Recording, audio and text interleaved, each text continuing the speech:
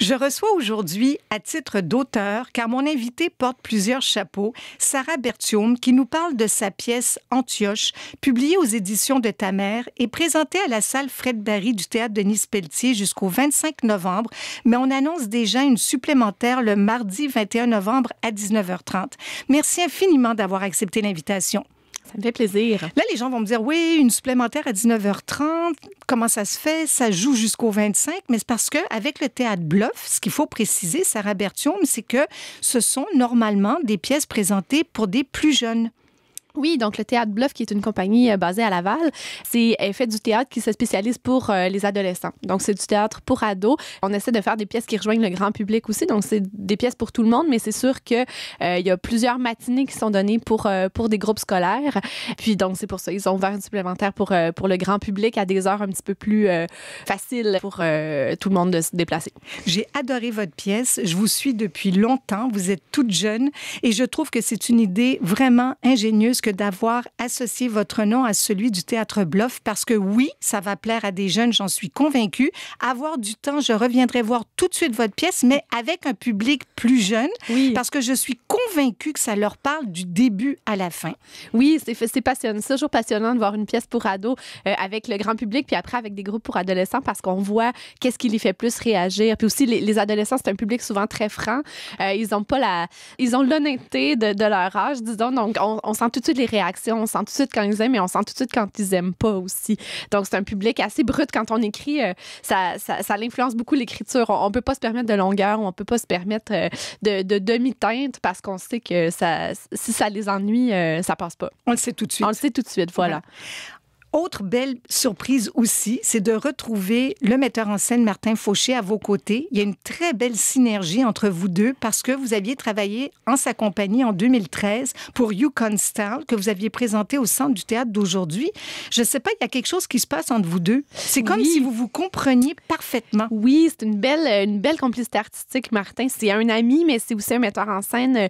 Je l'ai rencontré sur Yukon Style, en fait. Donc, à partir d'un atelier au CEAD, c'est lui qui avait fait la mise en lecture de mon texte, puis ça a été notre rencontre. Puis à partir de là, je trouve que Martin, on a des univers qui se répondent. Et puis Martin, il y a une manière de comprendre ma langue aussi, puis de bien diriger les acteurs et les actrices dans ma langue, parce que c'est une langue assez particulière. Je passe souvent du dialogue très réaliste à quelque chose de beaucoup plus lyrique, quelque chose de plus formel. Il y a de l'humour, il y a de la poésie, il y a un peu trash. Donc ça prend un metteur en scène qui connaît cette langue-là, puis qui est capable de guider les acteurs, parce que souvent les acteurs vont se sentir un peu déstabilisés dans cet amalgame de ton-là, de niveau de langue. Donc, avec Martin, ce que j'aime, c'est que maintenant, quand on entame le travail d'une pièce, il sait tout de suite, d'emblée, qu'est-ce que c'est cette langue-là, puis comment diriger les acteurs. Donc, c'est vraiment chouette pour moi comme auteur. Je me sens en confiance, puis c'est quelqu'un avec qui je dialogue extrêmement bien, qui a aussi beaucoup d'humour. Donc,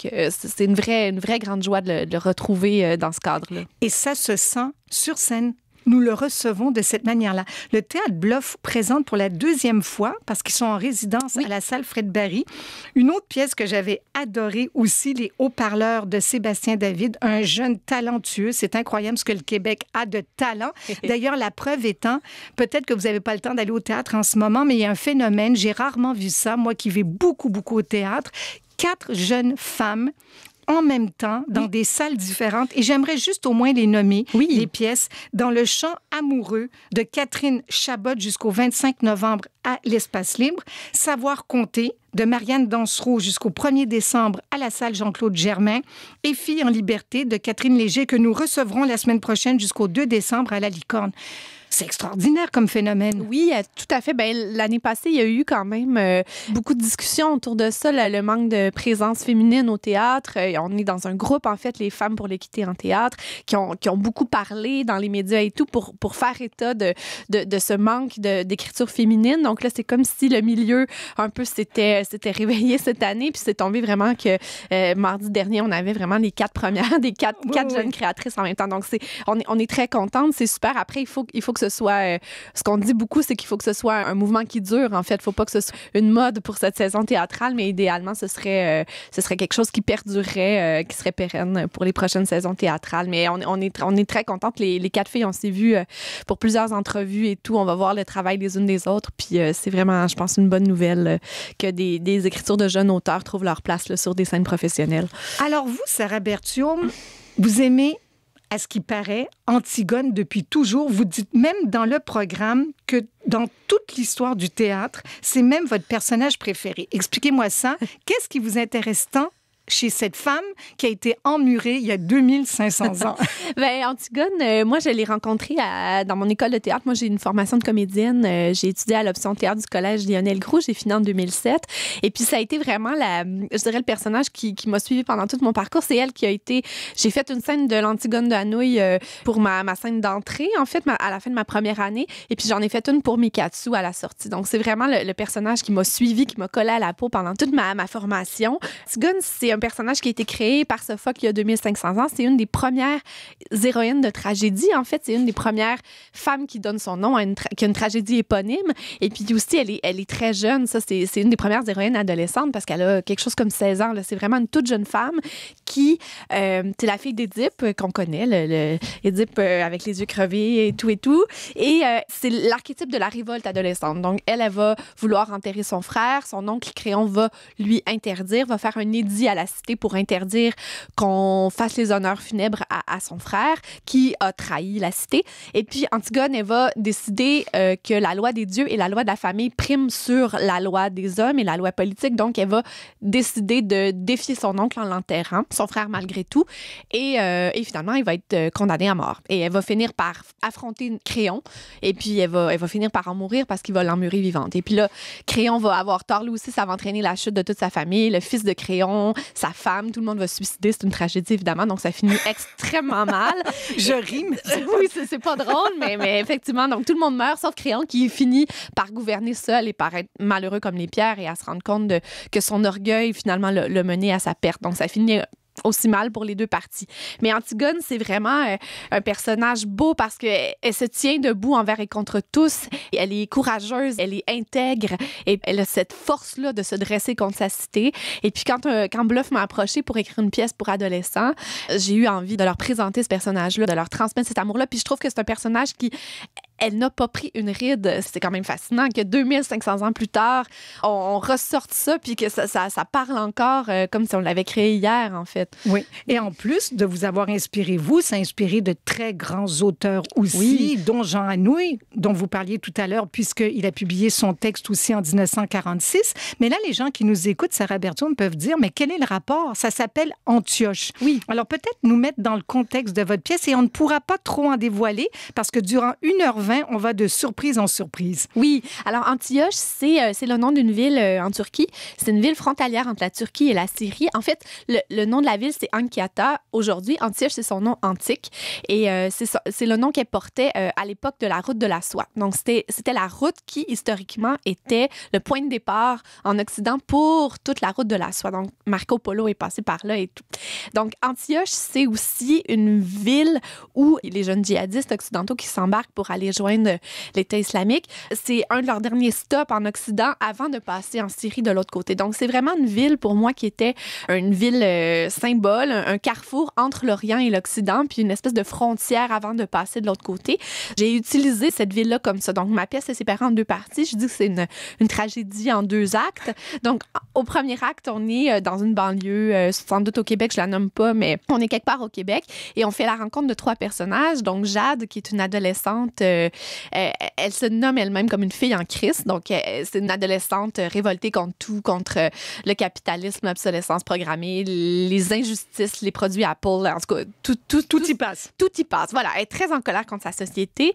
Et sa meilleure amie, c'est Antigone. Donc, c'est la vraie Antigone. Je dis la vraie, mais le vrai personnage, celle qui est morte dans une tragédie il y a 2500 ans, mais elle est aussi très contemporaine. C'est-à-dire qu'elle va à l'école secondaire avec Jade, elle est dans le troupe de théâtre de l'école, puis elle, son but, c'est de faire monter sa tragédie à la troupe de théâtre de l'école.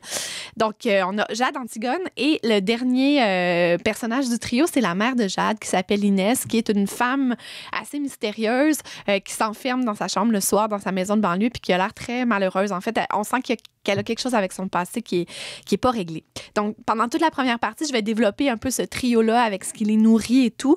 Puis on va sentir que chez Jade, il y a un gouffre qui s'ouvre, une soif de sens, d'absolu, auquel sa société puis son environnement répond pas. Puis Jade fait une rencontre sur Internet, en fait, qui est un gars qu'on appelle H, dont on sait pas grand-chose, qu'on va seulement connaître par texto. En fait, on a seulement accès à lui par l'écrit. Et puis, de fil en aiguille, elle va décider d'aller le rejoindre et on devine, en tout cas, que c'est quelqu'un qui est en Syrie puis qui est engagé dans des combats qui est un djihadiste, en fait. Et puis donc, toute la deuxième partie, ça va être le personnage de Jade qui est à Antioche, donc dans cette ville où elle attend, en fait, que son amant ou en tout cas son fiancé vienne la chercher. Et puis à ce moment-là, j'ai utilisé la ville. Moi, je travaille beaucoup avec le réalisme magique. Dans mon écriture, j'aime beaucoup faire intervenir la magie, le fantastique.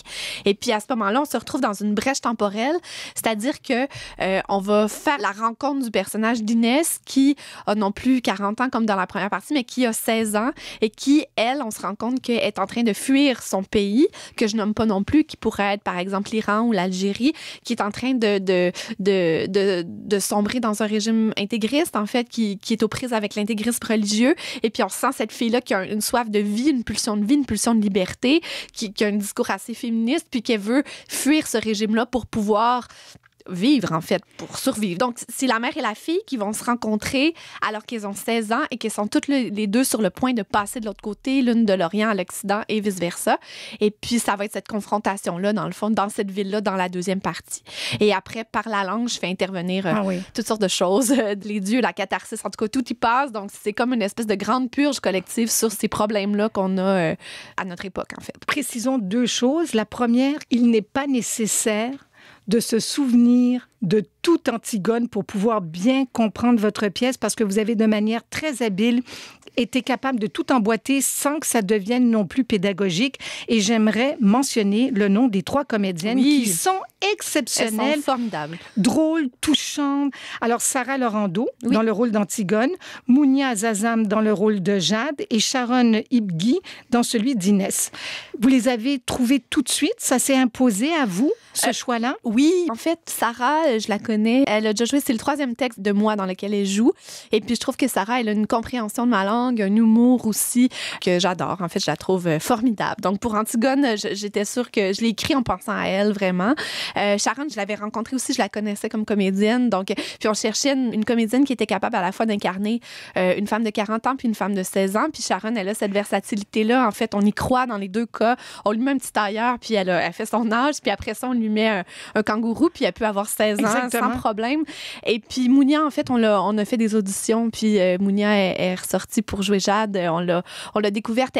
Elle a fini l'école de théâtre il y a moins longtemps, mais elle avait vraiment la passion, puis la fougue, puis la sensibilité aussi pour incarner ce rôle-là. Donc vraiment, on a un trio de comédiennes extraordinaires qui portent la pièce à bout de bras, parce que la mise en scène de Martin, c'était important pour lui de donner toute la place à ces filles-là. En fait, c'est vraiment un show de comédiennes plus que de décor. La magie arrive par le verbe, puis c'est les comédiennes qui le portent à bout de bras, en fait. Il y a un beau cadeau qui s'en vient, parce que même si les gens ont jusqu'au 25 novembre pour aller à la salle Fred Barry, il y a aussi des Français qui pourront voir votre pièce à partir de mai 2018, puisqu'elle sera présentée au festival Ado à Vire. Oui. Alors, félicitations, Sarah Berthiaume. C'est vraiment une très, très belle pièce qui nous fait réfléchir énormément. Puis, je vous donne tout de suite rendez-vous parce que vous allez poursuivre le 16 janvier 2018 au Centre du théâtre d'aujourd'hui pour une pièce dont je vous laisse dire le titre. Oui, c'est un mot japonais, ça s'appelle Niotai Mori. C'est du neketsushi, c'est manger des sushis sur le corps d'une femme nue. En fait, c'est une pièce sur le travail qui questionne le rapport de nos corps, l'aliénation de nos corps dans le travail, et puis qui utilise un peu cette métaphore-là pour parler d'objectivation du corps féminin et tout. Alors, mettez ça dans votre agenda. Vous revenez nous voir. Merci beaucoup. Merci.